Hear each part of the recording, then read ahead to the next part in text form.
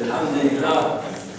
Alhamdulillah Rabbil Alameen, who landed down the Muslimin, wa salatu wa salam ala Rasulullah al-Kareem, wa ala alihi wa sahbihi ajma'in, ashhadu an la ilaha illallah wa la sharika lah, wa ashhadu anna Muhammadan abduhu wa rasuluhu, sallallahu alayhi wa sallam.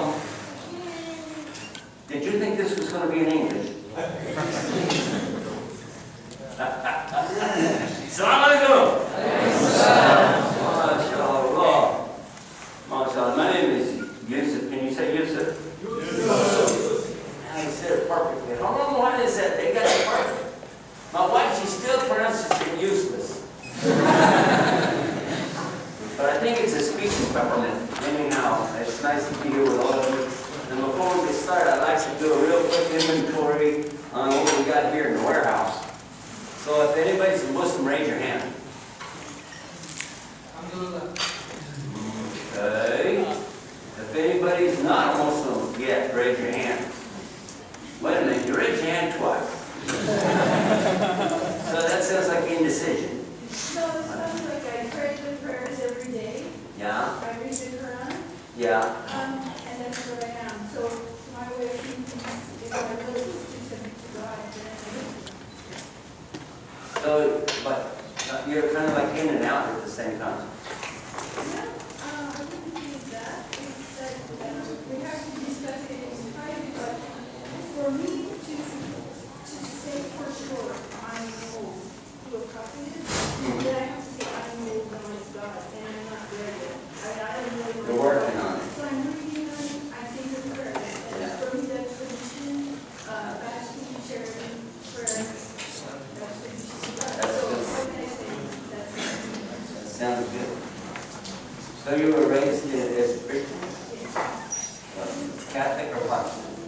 Well, Catholic, and I also said about 30 different countries. You got a good mixture going on. Sound like a religious cocktail almost. All right. But that's good that we have some folks here who are open-minded, would like to come out and visit with us, be with the Muslims tonight for our event. And I'm going to be using some Arabic words, but if you don't mind, I'd like to just tell you ahead of time what it is going to be so you get the idea. We say Alhamdulillah all the time. We say it so much, it becomes second nature, right? Alhamdulillah. Right? And what it means, hamd is praise or thanksgiving. Now this is the month of Thanksgiving. Here in America, everybody talks about Thanksgiving. And we have a special day in America to give thanks to the Lord. It's a very special day. It's so special, you know, that we even make it as a holiday to give thanks to the Lord. But if a Muslim had to do that, we wouldn't have any days to work. Because every single day to us is a day to be so thankful that we constantly are saying, Nashkur Allah, Alhamdulillah, thank you Allah, praise be to Allah, and we can't stop saying it in everything. Even when something bad, you know, it's like, oh man, you got real sick, Alhamdulillah. And you know why he did that? Because it, you know, it means that we're still thankful Allah no matter what happens to us. So that's one of the words I've been using is Alhamdulillah. And by the way, our Prophet Muhammad, peace and blessing be upon him, his name is derived from the same thing, Hamd, and Allah is Hamid. What is Hamid? The one that's worthy of all the praise. Hamid. Muhammad, the one who is praising. The praising one. Because he probably said, Alhamdulillah, more than any of us. Or all of us put together. And when we get through with our prayers, and you see us pray 5 times a day, one of the things we say 33 times is Alhamdulillah. So that's one thing. Another thing you hear us say a lot is salam. You hear us when we're greeting each other, salam alaikum, wa alaikum salam, salam, salam, salam, right? But I didn't really hear you guys. Let me get a chance. Salam alaikum. Yeah, now we heard extra though, didn't we? Yeah. Wa alaikum salam wa rahmat.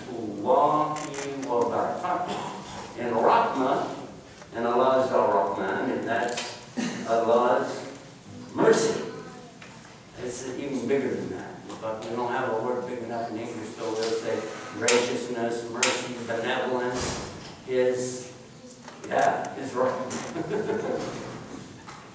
There's some cool things about words in Arabic, and that's why I like to kind of introduce the subject on the words, because it really helps me to understand better. Another thing we say a lot of is Allahu Akbar. And when I was in Turkey the first time, many years ago, well, they were still under the old regime, that if you said Allahu Akbar, you could be arrested. Because, they considered it, you were calling to some kind of military action or something. If you said, Allahu Akbar, okay, grab this guy and put him in jail. And I made that mistake. As a matter of fact, I was so excited. Can I tell you the story? And then I'll come to our main topic. Okay. When I was in Turkey, right, I wanted to go to the Blue Mosque. Anybody been to Turkey? Is it an amazing place? Yes. You went to Istanbul, and you went in and saw the Blue Mosque.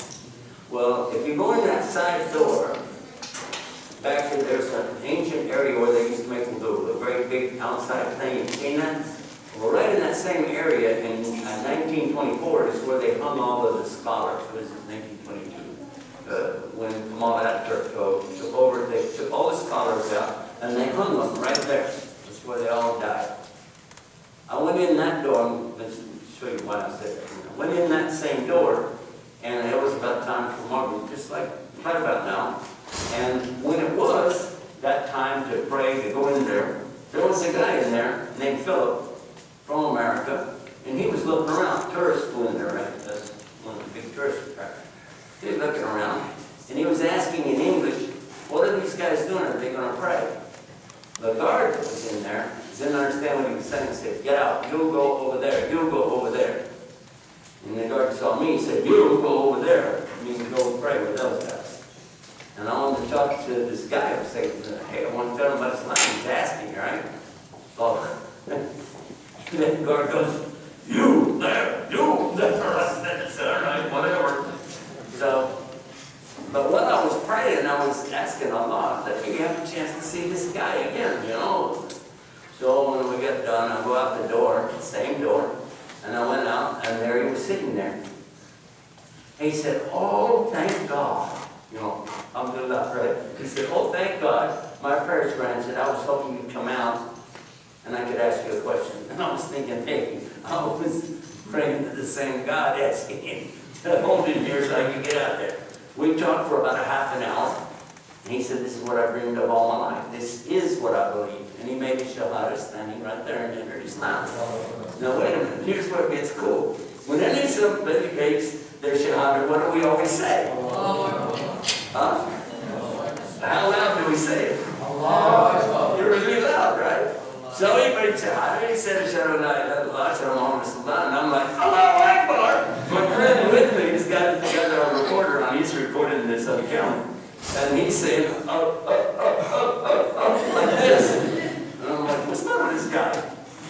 And there was an old lady. She was watching all of this from the beginning. She's looking. She figured it out finally. She didn't speak English. But she figured it out when I started saying Allahu Akbar. This guy just said Shahada. Oh my God. So she was running around in a circle. And here's me saying, and here comes the police. And the big guy comes up to me. He's got his uniform on, and he grabs me, right? And he said, Allahu Akbar. He works there security for the masjid. We still got that video, by the way.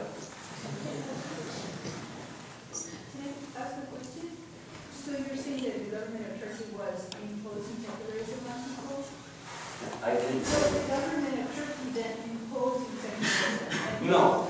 The government of Turkey, under the people that were running it at that time, were really more secular than anything else. They just didn't want anybody coming along and trying to upset the apple cart. And it's known that some groups there, when they shout Allahu Akbar, it means they were going to like attack or something like that. And so they saw that as some kind of affront against the government. But obviously, this guy worked at security, so there was no real problem. He gave us a thrill for a minute. Alhamdulillah. I want to take a word, if you don't mind, I'd like to take a word and kind of break it down and we can kind of go from there after that. The word is the only word that I found in so many translations of Quran that they don't translate this word. Now, there's a lot of words that you can take exception to the way they come up with stuff. For instance, the word iqra. They usually say it means read. Well, the reality of it is it's coming from qara'a, which is the root, and that's the word for qari, which is a reciter, or the Quran, which is a recitation. Therefore, it probably should be better said, recite in the name of your Lord, etc. But still, they translate that. Another word, Deen, they call religion. Verily, the only religion with God is Islam. Have you seen that one? But Deen means the way of life. Everybody has a way of life. Even an atheist has a way of life. So, but again, they translate it. The word Allah doesn't mean God. Ilah means God in Arabic, is that right? Yep. So Allah means the name, the formal, proper name of Almighty Allah. That's His name. So our Ilah is Allah. True or false? Our Ilah is Allah. You wouldn't say our Allah is Ilah. That's the Catholics. So again, though they translate it, they say God. And okay, I'm not taking exception to it, but I'm just sharing with you there's a word they don't translate. Who knows what word it is? Anybody? What word they don't translate? As of course they translate that. Doesn't matter, they translate it. I'm just saying they don't even attempt to translate. I just told you they translate this God. What else? Islam? Huh? Islam? Who said that? How do you know? My answer is kind of cheating. Because He said it first. I'm sorry? How did you know? Because I watched one of your previous videos. So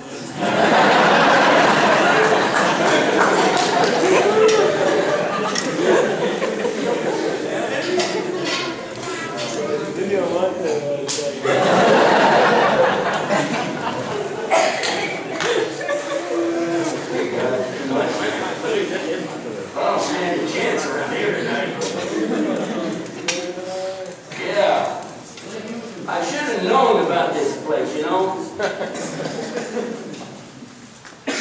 Should have known by the name of this place. It was called Sun originally, wasn't it? Huh? Wasn't this originally called Sun?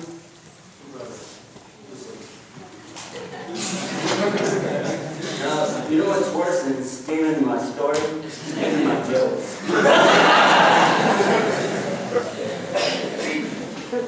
And if you don't laugh, they get worse. Alhamdulillah. Alhamdulillah. So, but anyway, he's right. The word is Islam. And if you doubt it, just go check it out in any of the translations. And I'll just give you some places to look. Chapter 3, verse 19. In the Deen in the Lahil Islam. Says Islam. Either way. Verily the religion with God is, still says Islam. And then verse 85,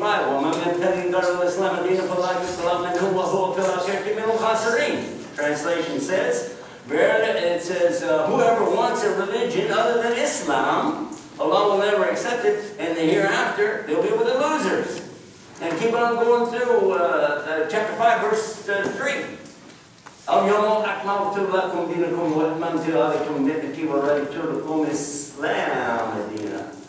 And when you translate it, on this day have I perfected for you your religion or way of life, and conferred upon you my biggest favor and chose for you as your religion Islam. Again, it says it like that.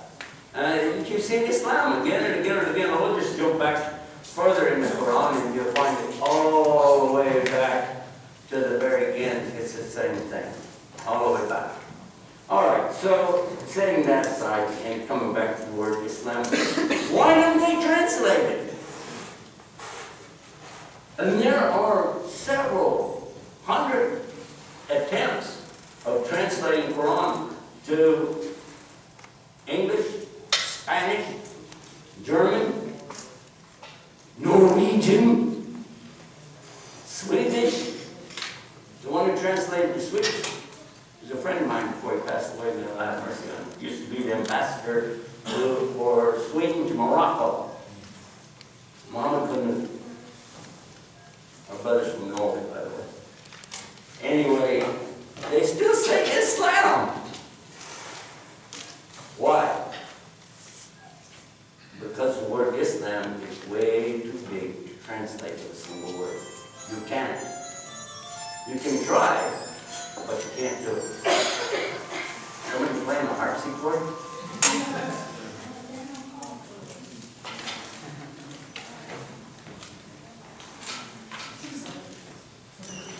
Good luck.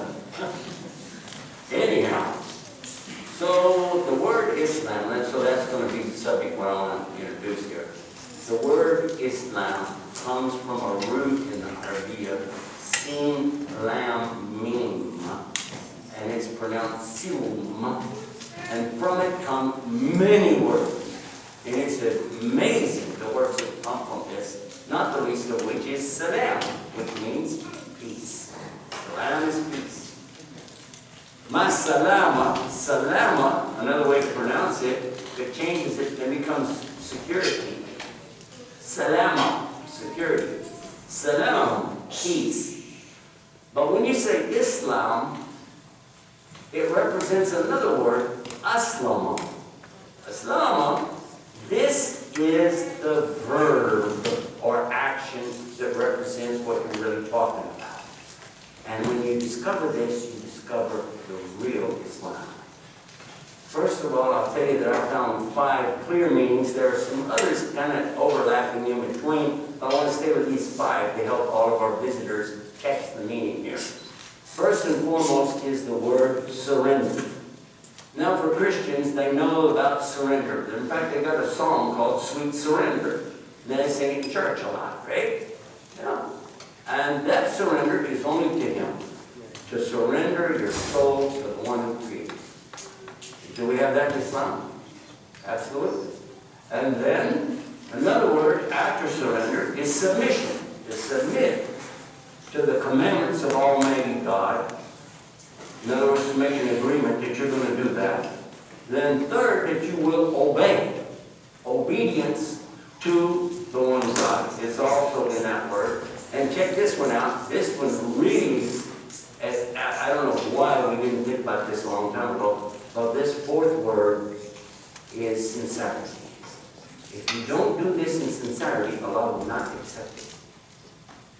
If you're doing your prayer, so people will see you pray, even a little bit, you know, I hope somebody saw me pray today, okay? All your prayers just got washed away just like that. Forget about it. Because you didn't look for them to show off. If you have a habit of telling everybody, oh, by the way, I'm fasting, don't invite me to go eat today. Actually, we weren't. We're also fasting. It's called Ramadan. So if you're not sincere, is Allah going to accept it? Huh? I don't think so. I know it won't. Now here's the catch in that word right there. Here's the catch. If I have to be sincere to be a Muslim, can you force me to be a Muslim? If I have to be sincere, how could you force me? What does that do? What does this story do? Are you ready? How many of you heard the story, Islam was spread by the sword? How many of you ever heard that expression? Come on, be honest. Put your hand up. You heard it? How do you spread sincerity by force? Impossible. That'd be an oxymoron. You know, kind of like government intelligence. Oh, that's right, he's not in office anymore, is he? Read between the lines. I didn't say Texas, did I? Anyhow. I was in Dallas last week. Dude, did you vote for Bush? No, I think he wasn't running last time. Anyway. To come back to it though, the idea of people being forced in Islam to do anything means it's not Islam. We have some of our sisters, mashallah, wearing niqab, covering their faces, yeah? If anybody forced them to do it, that wouldn't be Islam. It has to be by their choice.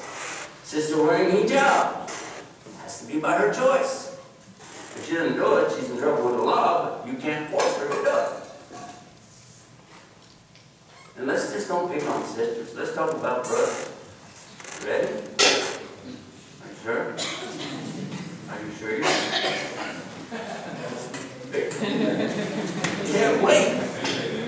He's big. Who knows what I'm going to talk about now?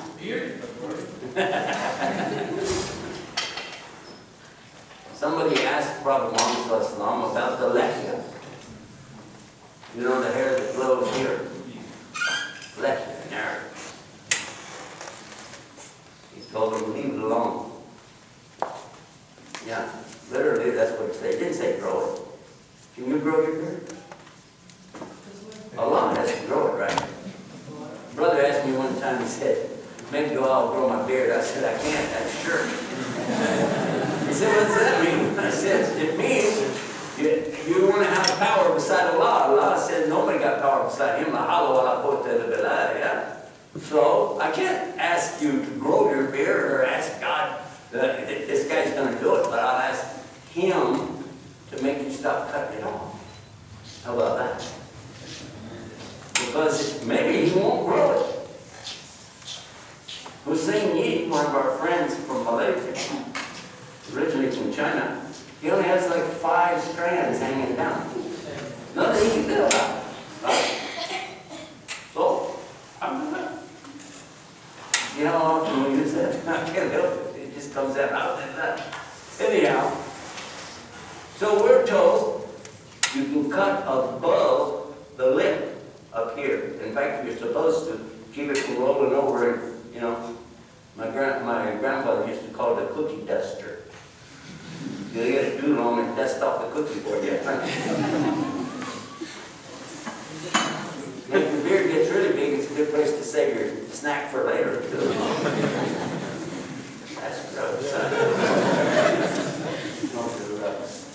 But anyhow, let's come back to sincerity. Sincerity, why do you do what you do? Because if you're sincerely doing it for the Lord, He knows that, doesn't He? Now let's take the 4 words, and then we'll come to the 5th one. Somebody surrenders themselves totally to the Lord above. And then they submit themselves to His commandments. They obey those commandments to the best of their ability. And they do it all in sincerity to Him. That's where it has to be. And then, if they really were sincere, then this should be evident that they're going to be in peace with their Lord no matter what happens. Surrender, submit, obey, did it sincerely for the one above, and then you didn't get what you wanted. Oh.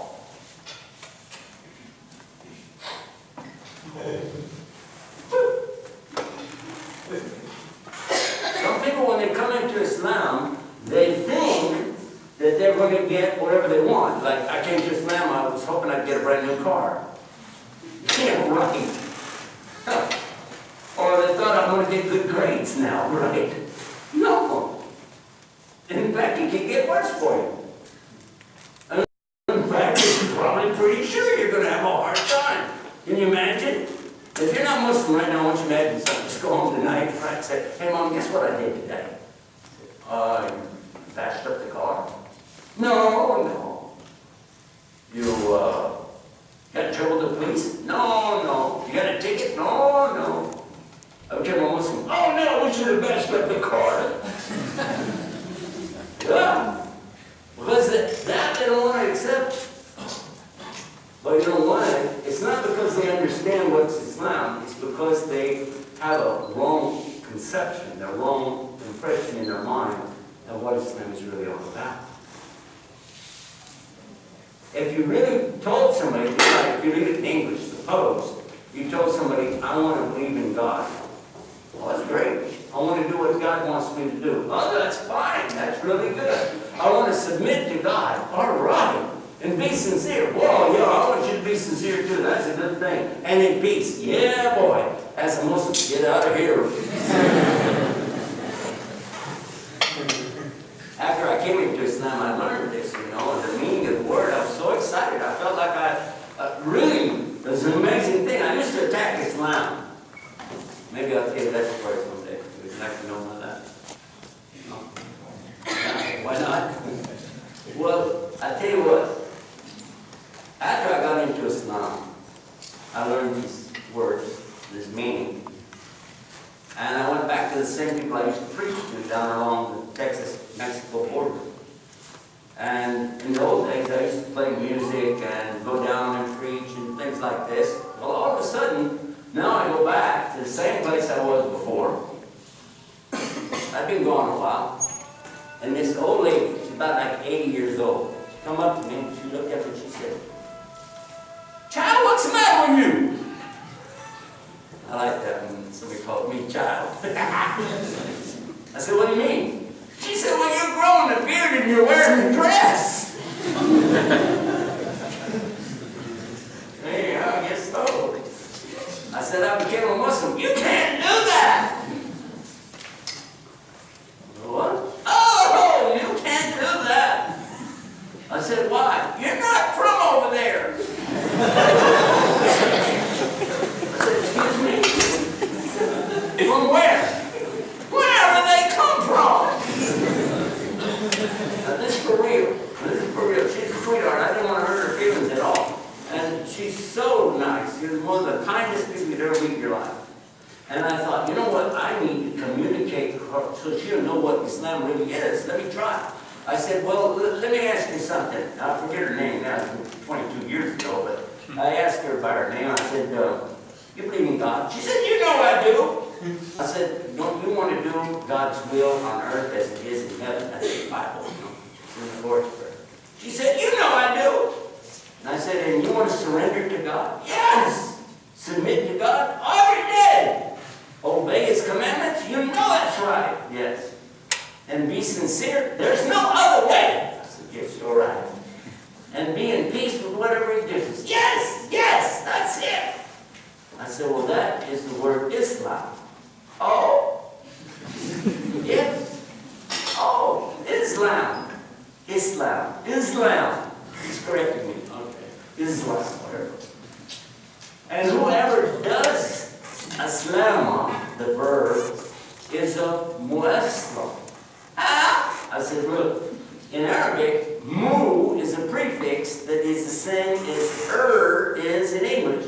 Walk, talk, think, stink, that wasn't in my Anyway, so in Arabic, you put a prefix before it. Adhan, the call to the prayer. Mu'adhan, the one who calls the prayer. Salli, salah, do the prayer. And the musalliin, those who are doing the prayer. And so you put mu in front of it. That doesn't work on everything, but you get the idea. Oh! So a Muslim is one who surrenders, submits, obeys in sincerity, and is in peace with God. Oh! And you want to be like that? Huh? I said, "You're a Muslim." "No, I'm not." I said, "Why not?" "I'm not from over there." I said, "You know what? I better shut up right here and leave her alone. Because at the end of the day, it's not me who's going to judge her, is it? Who's going to judge her? Alayhi salatu bi'atana. Who? Allah. He is the ultimate judge. So leave it. And the same is for our sister. It's not for me to judge you. It's not for me to say anything more than just pray for you and hope you find it what you're looking for and it makes it easy for you. And that's what all of us are supposed to do. But we have to be responsible to get the message out. I think we have something on.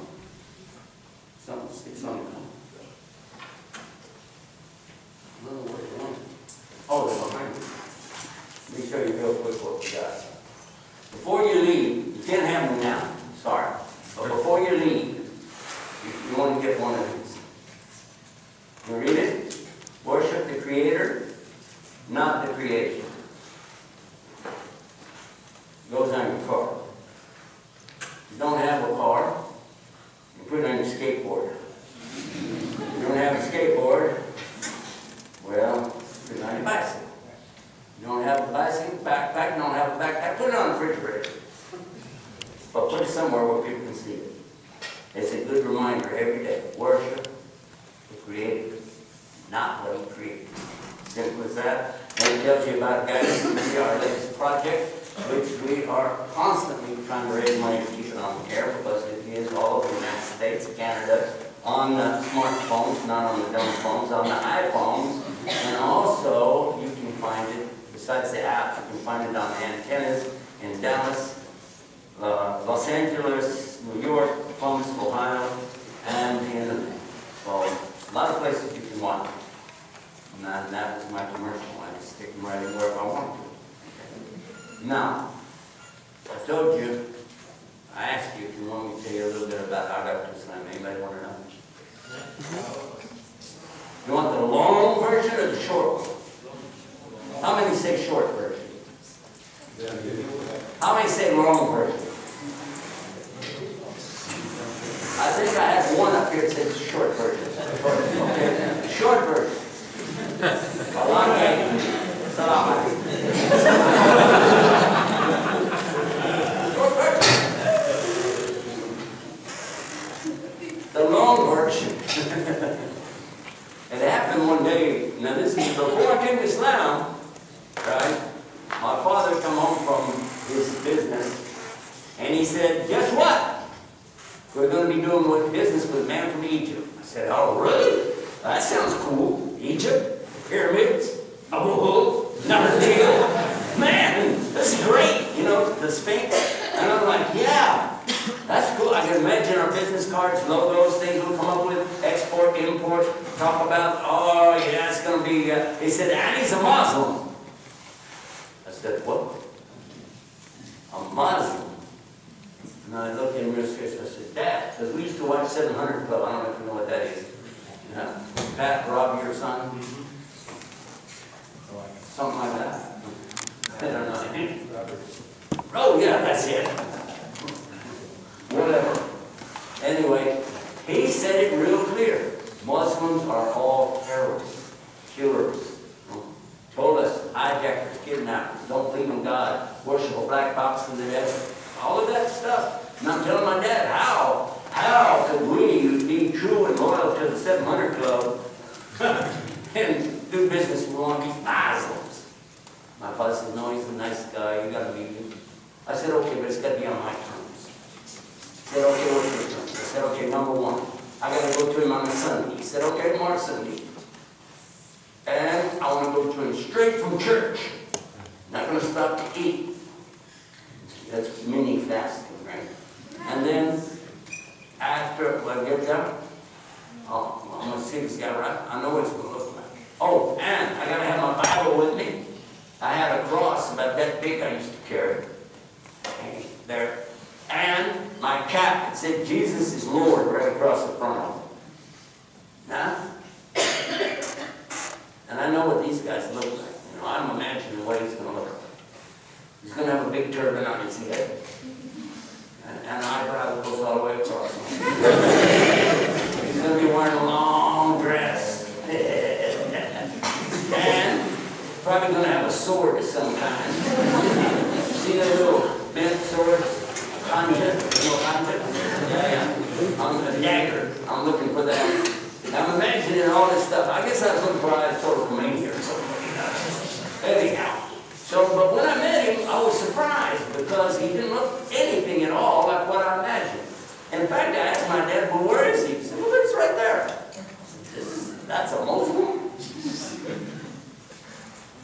And I was imagining, you know, big beard, a lot of, you know, this guy didn't have a beard at all. In fact, he didn't have any hair at all. He was bald head.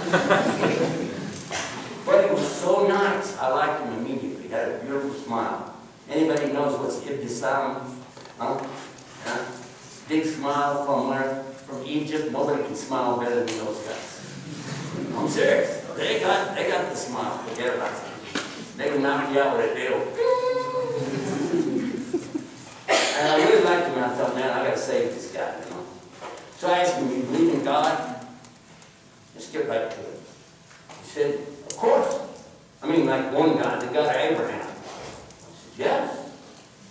You know about Abraham?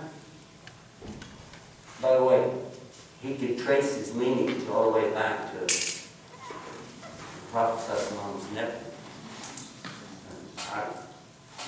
Yeah.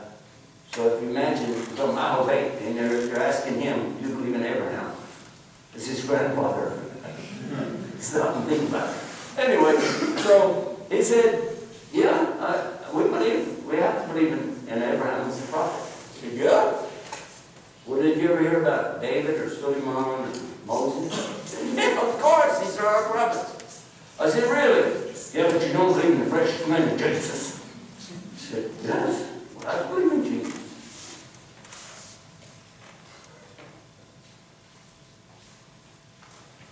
Hold on.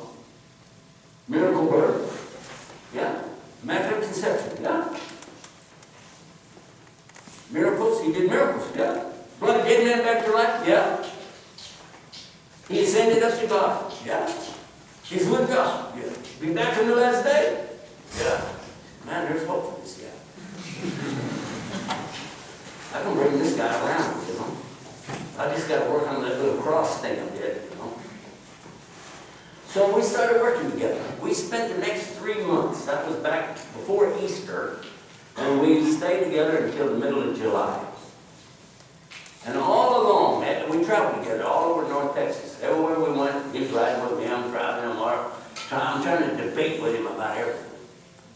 And I could never win a single debate with him. Whatever I would bring up, he'd bring one proof, and it didn't matter what it was, about faith, scriptures, whatever it was, he'd always beat me. Finally, a friend of mine, another preacher, he had a big cross that he used to carry. Sometimes he'd take that big cross, 14 foot long, and he'd drag it down the road, you know. People stopped, put him on TV. Anyway, he had a heart attack, he went to the hospital, I'd go visit him. So one day I brought my friend, the Muslim, Muhammad, his name Muhammad, brought him in there. And afterwards, my friend told me, he said, don't ever bring him back again. I said, why? He's a Muslim. And I tried to tell him, no, see, because, and he said, no, I don't want to hear any of that. You stay away from them, you're going to get a demon. What? You're going to get a demon. And whatever you do, don't read that book. That Koran. Okay. All right, whatever. So, it happened. Muhammad would come in one day, put this book down on the counter. Great, big, beautiful looking book, you know.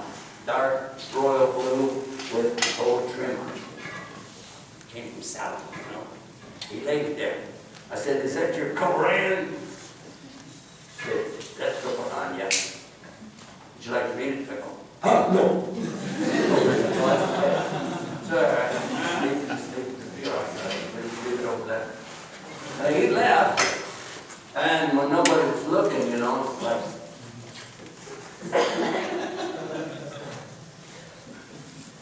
I flipped it over. Pages were blank. 3 or 4 pages were blank. Then I came to something that looked like the end of the book. And I looked at it, I said, they printed the book backwards. I said, you know what that's about? Because in Arabic, you turn the pages the other way. So I said, man, what kind of people are these that print their book backwards? So I turned it over, opened it up, and I started reading. You know, I just want to see what it said. In the name of Almighty God, the most gracious, the most merciful. Well, that sounds pretty nice. All the praise, alhamd, right there, there it is, alhamdulillah. All the praise and thanksgiving be to God, the most gracious, the most merciful, the only ruler on the day of judgment. You only do we worship, and you only do we seek help or guidance. Guide us, that's the name of our TV channel, Deen. Guide us to the straight path, the path of those that have your favor, not the path of those that have your anger, or those who go astray or are lost. That's it.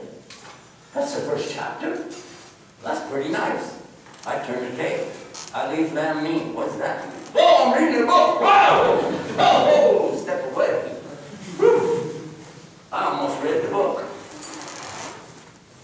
Then I went back to visit my friend again in the hospital.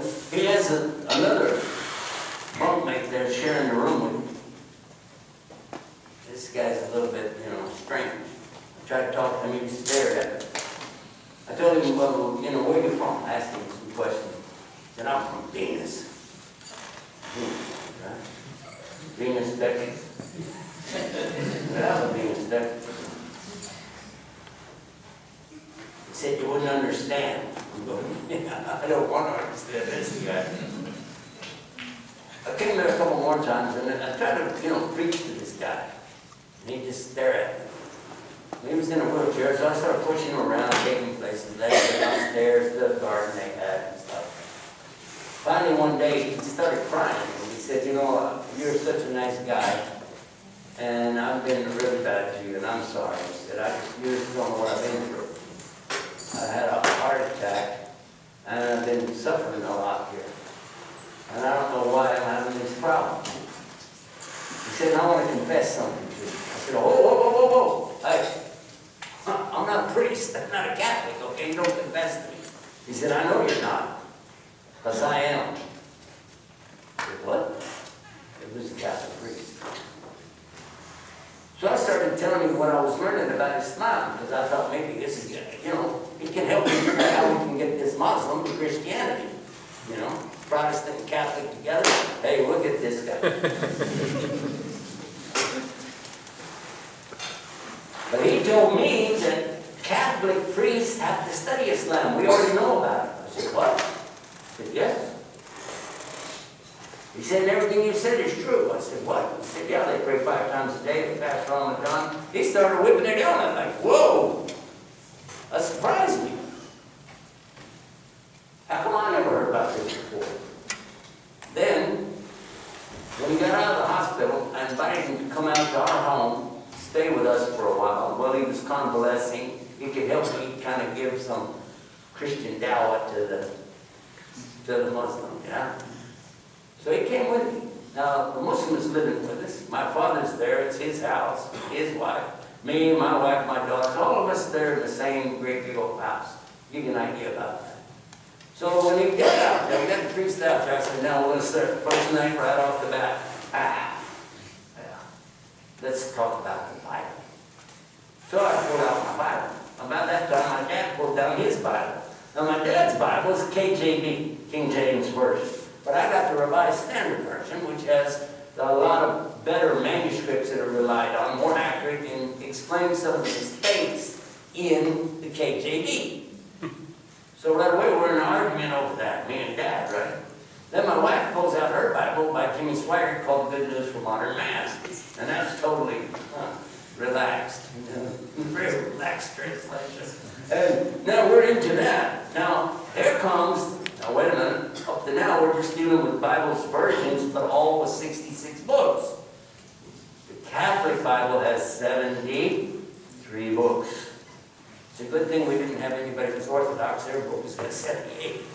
But anyway, we're into it now, blah, blah, blah, and this book, no, mine, and yours, and that. And all the time, here's Muhammad is sitting over there. And I'm thinking, oh, this is going the wrong way. Stop, halt. I said, let me turn the focus away from this nonsense. By the way, Muhammad, how many of the versions of that Koran you guys got? One. And it's only the Quran and the Arabic. And every single on the planet, all of these books are identical. There's not a single dot that is different. Not a kesra, not a doma. Nothing different from one to the other. 100%. You're like, but, listen to this, but we don't rely on that. We don't rely on this. We rely on the spoken word because all Muslims are memorizing the Quran in Arabic. Huh? Now I think, well, wait a wait. How did we fall into this trap? Hold on. You're telling me over 1 billion people, well then it was about 1.5 billion, but we're now 1.7 billion. You're telling me that all of them are reading Arabic? He said, yeah, and most of them are not Arabs. 88%, by the way, are not Arabs. How many in this room are Arabs? Arab descent. Raise your hand. Okay. Now put your hands down. Now Muslims, non-Arab, raise your hands. Now put your hand down if you don't want to memorize the Quran.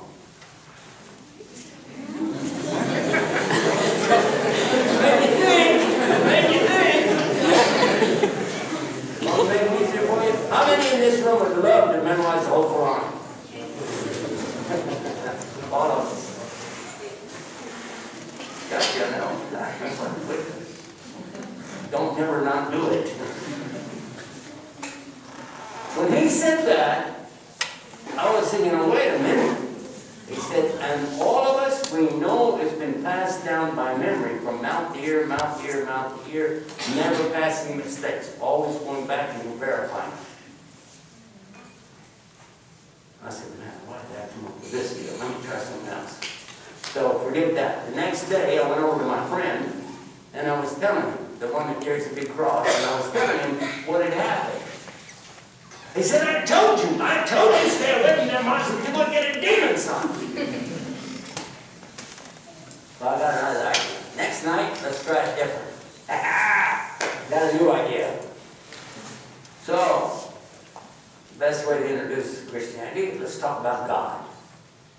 And he said, oh, that'd be wonderful. I like that. Now I got everybody sitting around the table again. Let's talk about God. He said, you know, I've always wanted to ask a Christian this question because I don't know. I said, ask me anything, son. He said, how, and you guys believe that there's one God, right? I said, of course, one God. He said, well, how do you explain Trinity? Do you have another question? But I can see in his face, he ain't going to buy the stuff that we go into because it takes a lot of, you know, and then you have to, how is 1 equal 3? Well, it's not really 1 equals 3. Okay, then it's not a Trinity. Because Trinity, T-R-I, means 3.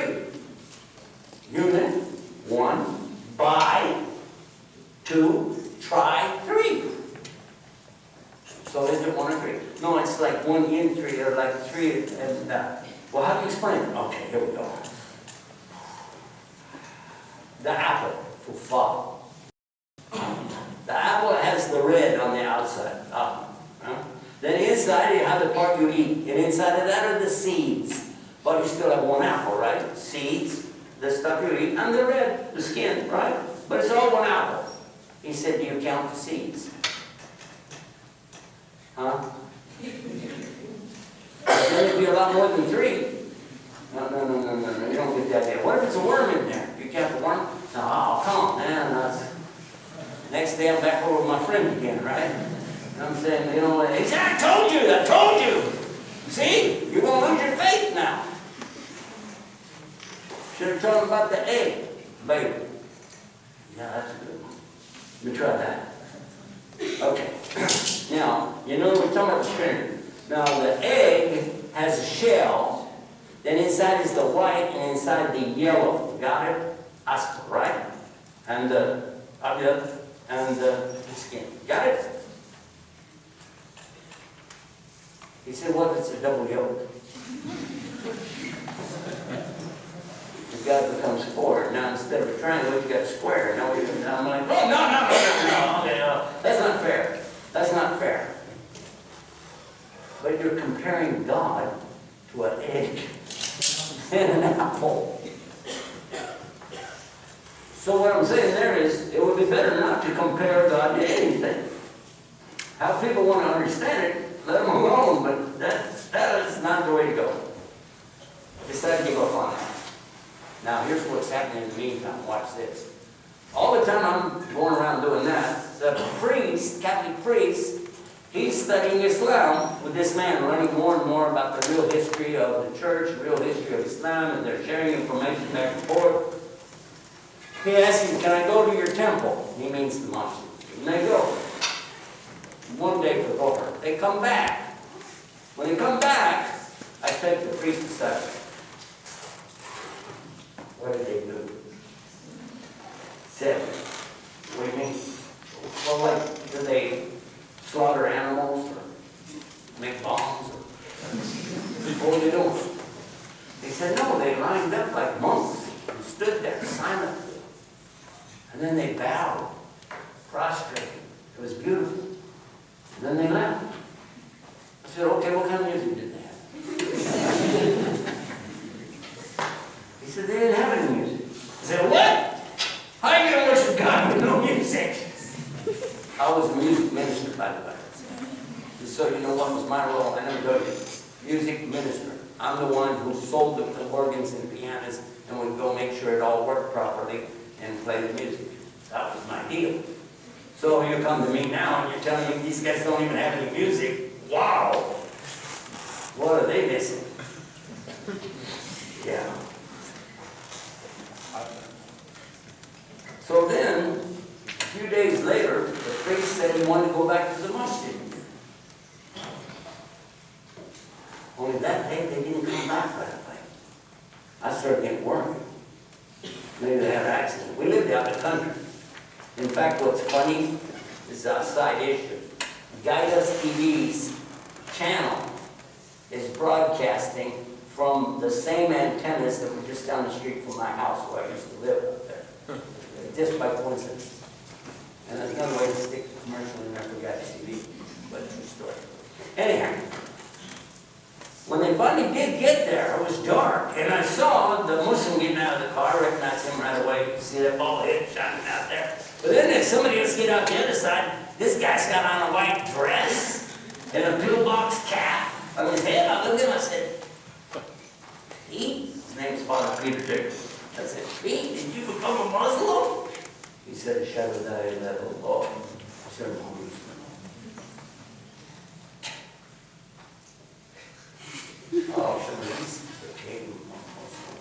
no way. Man, I used to be in television business too. Broadcasting. So I pulled out the cameras, tripods, set everything up. In old days, took a lot to it. You can just whip out your phone and go like that. But back in '91, you couldn't do that. By the time I set it up, he fell asleep, but I wanted so bad to ask him all the questions, you know, how did a priest with and all that. And I couldn't stop thinking about it. I went upstairs. This is my place up in the house. You know, I told my wife, I said, what do you think about that Catholic priest? You gave him a Muslim in our house. What do you think? I'm trying to see what she's going to say. Because really, everything I learned about Islam made sense. Direct relationship with Allah, nothing in between, nobody to confess to, nobody to give money to. Just deal straight with your Lord. I love it. It makes sense. So I'm asking her, what do you think, Catholic priest? She said, I want to get a divorce. Stop. What? What happened? Hold on a second. What are you talking about? She said, a Muslim can't be married to a Christian. I said, whoa, oh, man, you got it all wrong. I never said I wanted to be a Muslim. I'm just excited for him and the story, and no. Did you think I would never be a Muslim, ever, never be a Muslim. Okay? And besides, he told us that a Christian man can't be married to a Muslim lady. But the other way around, be okay. She said, that's what I'm talking about. I want to be a Muslim, and I can see you don't want to be.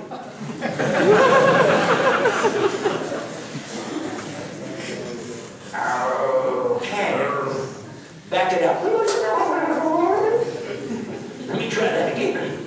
Hey, good news. Seriously, I did that. I said, good news. I, too, wish to be a Muslim. I wish it was that easy. She looked right at me and she said, you're a liar. I said, no, I'm being serious. She said, you're a liar. No way. I said, no, seriously, I just was trying to see what you would say, and then I thought, because in the... She said, you're a liar. You're either lying right now, or you're lying 5 minutes ago when you said you wouldn't be honest. Either way, you're a liar now. Get out. I was halfway down the stairs, you know, and I realized, hey, she just kicked me out of my father's house. How does that work?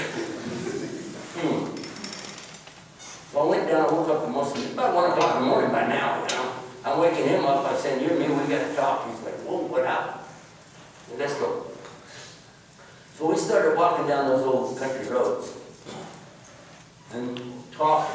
I'm doing the talking, he's doing all the walking, and I just thought, because I don't know what I'm going to do. My head is just swimming. I think about Islam, I think about my life, I think about my position, my job, my work, what I do, the people that I know, the congregation, man. Now, you know, I traveled back then to go a lot of places, and along the way I would stop in and give these lectures and stuff, and I'm like, oh man. Then he said to me this, by now the sun is just about to come up, you know, Fajr time. He said, you know, this is not about you and the congregation. This is not about you and the people. Not about you and your father, not about you and your wife. It's not about you and me. It's about you and your Lord. You're talking to the wrong one. You need to go talk to him and sort it out. And then he said he's going to go do his Fajr, his morning prayer. I'm thinking, now wait a minute. I really expected more than that. I mean, you could at least put a little hammer hold on me or something. Come on, be a Muslim, you know, and I'd be like, okay, yeah, why not? That's how he left me. So I went out behind my dad's house, and I found a place back there that looked pretty good, you know. I said, I want to do like the Muslims do, you know, they kind of like face in that direction over there, whatever. And you know what? Get that head off me, you know, put my head down on the ground. And with my head on the ground, the same way we make substitute, I was trying to think what I'm going to say. By the way, I'm pretty good at coming up with words. It doesn't matter what, or when, or where, or how. But on that day, there was only 2 things coming to my head. God guided me.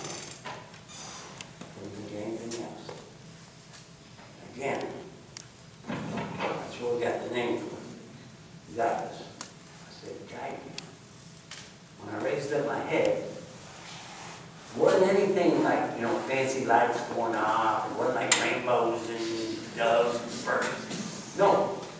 What it was inside of me. I could see real clear. The problem for me wasn't the outside. It was the inside. That I had to learn how to deal honesty with myself in my relationship with my Lord. And until I do that, I'm never going to get it right with anybody else. That's the real problem that people have, whether or not they want to get themselves right with them. Because until that happens, nobody's going to be happy. And that's when I found it right. And I knew I had no option. There's not an option for me, except denial. So, I went inside, you know, in the shower, came down, went to my friend, I said, I'd like to introduce myself. So now, me and an ex-Catholic priest who's now Muslim religious, I'm standing there and they're giving me a shot. La ilaha illallah. Wa ashhadu anna Muhammadan Rasulullah. I bear witness, there's none to worship except God alone, alone. And I bear witness, Muhammad is his messenger. A few minutes later, here comes my wife now, and she had a scarf up on her head. She said, I'm ready to do the same thing you guys do. She had an interest now. It wasn't right away from my dad, that's a whole nother story, but he also came to Islam. He passed away and came and lived with us. Beautiful stories. My daughters pulled him out of the Christian school and raised him at home. Muslim school on the weekends, but for the most part, he was at home. He went all the way through high school. Graduated 16 16 and 17. One of them, she's now married to one of our brothers who studied and became a bachelor, in study. And, you know, that one living with us across the street from one of the biggest monsters in Ohio. Imagine. And it all came about with one guy from Egypt. One guy from Egypt. The lesson for all of us is, you can't doubt who you love. A lot of guys are wherever you live. The other lesson is, you do have to try to put the message out the best way you can. And be patient with people, and then let them choose. Alhamdulillah, Alhamdulillah, Alhamdulillah Rabbil Alameen, huwa alladhi ja'ala al-muslimin. Praise be to the one who gave us the guidance to become and remain as his servants, as Muslims. Jazakumullah khair. Assalamu alaikum wa rahmatullah. For any questions, see me after Jummah tomorrow. Give you back your babies. Assalamu alaikum. Thank you everyone for coming. Before you go, a few announcements. The FSA, we do have our t-shirts outside for sale to support our club, so we can put on more events like this and others. Also tomorrow at the mosque, like you said, at the Islamic Center of Tucson, that's on 1st Street. We have events starting at 6 o'clock. We'll have another lecture, and then after our night prayer, we'll have another lecture as well. So we hope to see you all there, and make sure you have your questions ready for him, like you said, after Jummah prayer, which is finishes at 1:15. We start at 12:15. Thank you all for coming once again. Have a wonderful night, and I'd like to say a few words. Assalamu alaikum wa rahmatullahi wa barakatuh. We have one more announcement. Shaykh Yusuf Estes. I'm here with Shaykh Yusuf Estes, and of course, you know, he kept on talking about GuideUS TV. There's a few bumper stickers here, inshallah ta'ala, for those of you who would like to come and get some. They say worship the Creator, not creation, www.GuideUS.tv, and that is Shaykh Yusuf Estes' website. And if anybody would like to support or anything like that, you can always fill out the pledge forms, inshallah ta'ala, we have them here. But feel free to come and get some bumper stickers. I'll be here for the next 5 minutes, inshallah ta'ala.